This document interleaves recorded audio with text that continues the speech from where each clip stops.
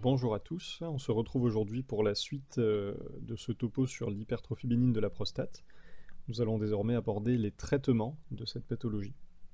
Concernant les traitements de l'hypertrophie bénigne de la prostate, on peut tout d'abord surveiller, s'abstenir et surveiller le malade. Alors il y a des indications à respecter, il faut que l'hypertrophie bénigne de prostate ne soit pas compliquée. Ça veut dire pas de rétention aiguë d'urine, pas de lithiase vésicale, pas de diverticule vésical. Il faut également que les symptômes du bas appareil urinaire soient minimes à modérés et sans altération de la qualité de vie. Dès que le patient se plaint des symptômes, on ne peut pas ne rien faire. On passe ensuite au gros morceau du traitement de l'hypertrophie de prostate, c'est le traitement médical, donc à réserver toujours aux hypertrophies de prostate non compliquées et chez des patients qui ont des symptômes modérés à sévères avec altération de la qualité de vie. Donc on a plusieurs classes thérapeutiques. La première que l'on va développer, ce sont les alpha-bloquants. Donc on peut reconnaître au suffixe zine, comme l'alfusozine, la plus connue. Donc le mécanisme d'action, c'est une relaxation des fibres musculaires de la prostate et du col vésical avec un délai d'action qui est rapide, 48 heures. Donc si vous avez un patient qui se met en rétention, ce qu'on va faire, c'est qu'on va donner des alpha-bloquants et on va tenter un sevrage de sonde assez rapide. Il faut noter que ce sont des traitements qui ne modifient pas l'évolution de la pathologie, et qui ne réduisent pas le risque ultérieur de rétention aiguë d'urine, à la différence des traitements qu'on va voir ensuite. Les effets indésirables sont à connaître. Alors on a l'hypotension orthostatique à rechercher.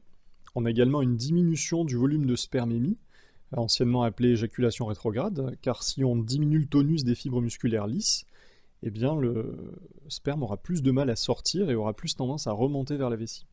On a également quelque chose qui est nouveau, qui s'appelle le syndrome de l'iris flasque, et c'est une indication à arrêter ces alpha-bloquants avant une chirurgie oculaire. On a une deuxième classe thérapeutique très connue, qui sont les inhibiteurs de 5-alpha-réductase, aussi appelés 5-ARI, et qui se terminent en ride, comme le finastéride. Alors eux, ils diminuent le volume de la prostate, pas de 50%, mais plutôt d'environ 20%. Ils ont un délai d'action qui est plus long, 3 à 6 mois, donc il faut prévenir le patient qu'il n'aura pas d'effet rapide de ce traitement-là. On les réserve à des prostates de plus de 40 grammes. Alors pour l'anecdote, 40 grammes équivalent à 40 cc ou à 40 millilitres. Et ce sont les seuls traitements qui diminuent le risque ultérieur de rétention aiguë d'urine. Alors il y a des effets secondaires assez gênants pour les patients, comme les troubles de la libido, de l'érection et de l'éjaculation. On peut avoir aussi des gynécomasties. Et puis très important, il faut penser à multiplier le taux de PSA par 2 chez ces malades parce que les inhibiteurs de 5-alpha-réductase diminuent le taux de PSA par 2. Il faut également noter qu'il faut doser le PSA annuellement chez les patients traités par inhibiteur de 5-alpha-réductase, car il existe certes une diminution de l'incidence du cancer de la prostate, mais il y a paradoxalement une augmentation des cancers de prostate à haut risque qui justifie de doser le PSA de façon annuelle. On a également un traitement qui s'appelle le tadalafil, qui est un inhibiteur de la phosphodiesterase 5, habituellement prescrit dans les troubles de l'érection, et qui a l'AMM pour la prise en charge de l'hypertrophie de la prostate en prise quotidienne. C'est-à-dire qu'on peut donner ce traitement aux malades qui ont à la fois des symptômes d'hypertrophie de la prostate et des troubles de l'érection. Les patients peuvent également prendre ce traitement en plus d'un autre traitement de l'hypertrophie de prostate, comme un alpha-bloquant ou un inhibiteur de 5-alpha-réductase, ou les deux. Comme toujours, avec ces traitements-là, ils sont contre-indiqués si on a une cardiopathie sévère non stabilisée ou une prise de dérivés nitrés. Alors j'ajouterai également qu'on peut donc associer les traitements. Si vous associez un alpha-bloquant avec un inhibiteur de 5-alpha-réductase, eh bien il faut juste avoir à l'esprit que les effets secondaires s'accumulent et qu'ils peuvent être gênants pour le patient. Dernière classe thérapeutique médicamenteuse historique, entre guillemets, la phytothérapie, donc les plantes, à l'efficacité faible. Alors quelque chose qui est nouveau cette année, dans l'item de l'hypertrophie bénigne de la prostate et son traitement, ce sont les anticholinergiques. Alors ces traitements, vous les avez sûrement vus dans l'item de l'incontinence urinaire, puisque ce sont des traitements de l'incontinence urinaire par urgenturie. On peut également les proposer dans l'hypertrophie de prostate. Alors parfois, on a des patients qui ont deux types de symptômes, des symptômes de la phase de vidange, donc la phase mictionnelle, qui vont être bien traités par un traitement alpha-bloquant. Mais ces patients-là peuvent également avoir des symptômes de la phase de remplissage, qui est aussi appelée phase de continence ou phase de stockage, qui qui eux ne sont pas améliorés par les traitements alpha-bloquants, et donc on peut leur proposer des anticholinergiques. Alors on ne peut pas les prescrire si le patient a un résidu post-mictionnel supérieur à 150 ml. Le résidu post-mictionnel se mesure à la consultation, on fait une échographie avant que le patient aille uriner, qui nous permet de mesurer la taille de la prostate, on va le faire uriner dans le débitmètre, et puis ensuite on remet un coup d'échographie pour vérifier que la vessie s'est bien vidée, et si elle ne s'est pas bien vidée, on peut mesurer ce résidu post-mictionnel. Ensuite, ces traitements ont des effets secondaires, c'est principalement le syndrome sec, donc avec une sécheresse buccale et oculaire, et éventuellement une constipation, et puis des contre-indications à rechercher toujours quand vous prescrivez un traitement. C'est le glaucome aigu par fermeture de langue principalement, mais également la myasthénie ou une maladie inflammatoire chronique de l'intestin. En ce qui concerne le traitement chirurgical, on le réserve aux patients qui ont soit des symptômes du bas appareil urinaire modéré à sévère résistant au traitement médical, donc quand vous êtes en bout de course de traitement médicamenteux et que le patient est opérable, il ne vous reste plus que cette possibilité-là. Et puis également pour les hypertrophies bénignes de prostate compliquées. Alors dans les hypertrophies compliquées, qu'est-ce qu'on comprend ?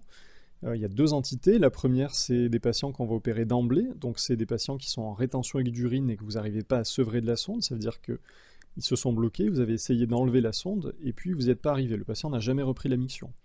Donc là, vous devez l'opérer. On a également les patients qui ont des lithiases vésicales, donc des calculs. Également les patients qui ont des insuffisances rénales chroniques obstructives.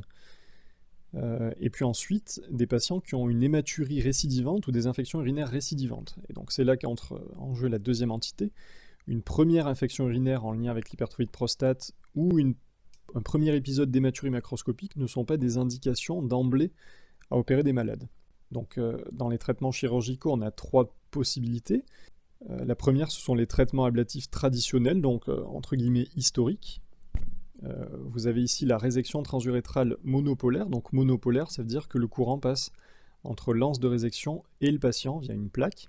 Le principe de la résection transurétrale de prostate, c'est à l'aide d'un résecteur que l'on passe dans l'urètre, avec une caméra au bout, d'aller gratter la prostate, de faire des petits copeaux de prostate qu'on va d'abord pousser dans la vessie, le temps de faire un beau chenal, une belle loge prostatique, puis qu'on va ensuite récupérer pour ouvrir le canal urinaire.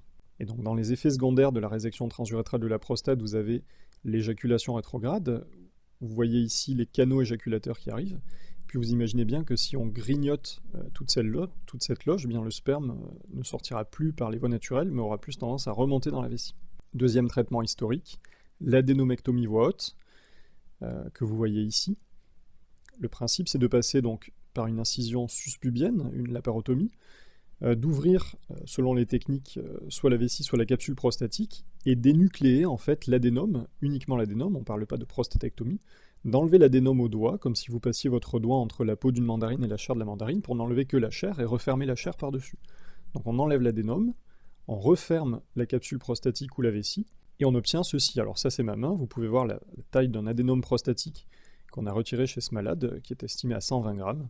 Alors ensuite, dans les traitements ablatifs modernes, on a la résection transurétrale bipolaire, c'est la même chose que la monopolaire, sauf que là le courant passe entre les deux pôles de l'anse de résection.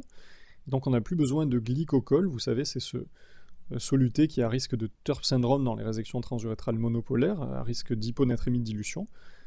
Là on n'a plus besoin de ce soluté, et donc on peut faire des résections transurétrales bipolaires sans craindre cette complication.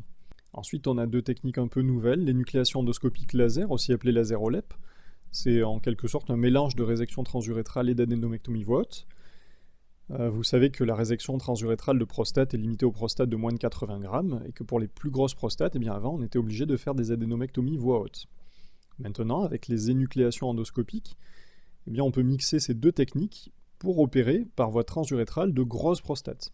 Le principe, c'est de faire par voie transurétrale une énucléation en créant un plan entre l'adénome en blanc et la capsule prostatique, pour détacher les lobes prostatiques. D'abord on va les pousser dans la vessie, puis après on va les fragmenter, et recréer une belle loge prostatique. La vaporisation endoscopique laser, c'est un peu le même principe, sauf que là, au lieu de séparer le tissu prostatique de la capsule, eh bien, on va le vaporiser. On a également des traitements qui sont dits non ablatifs. Alors le premier, que vous connaissez certainement, c'est l'incision cervico-prostatique, donc on réserve à des prostates de moins de 30 grammes, qui a moins d'effets secondaires que la résection transurétrale de prostate, avec moins de risque d'éjaculation rétrograde. Le principe, c'est d'inciser la prostate en regard des méa urétéraux, afin d'ouvrir le col de la vessie. Donc c'est quelque chose qu'on réserve plutôt aux patients jeunes avec des petits volumes prostatiques. quelque chose qui est assez nouveau. Ce sont les implants Urolift. Les implants Urolift ont pour objectif d'élargir le canal urinaire. Donc si vous voyez en bas à gauche une prostate obstructive avec là le col vésical et un canal urinaire qui est complètement fermé, le principe de ces implants, c'est de s'accrocher à la capsule d'un côté et dans le canal de l'autre pour ouvrir le canal urinaire.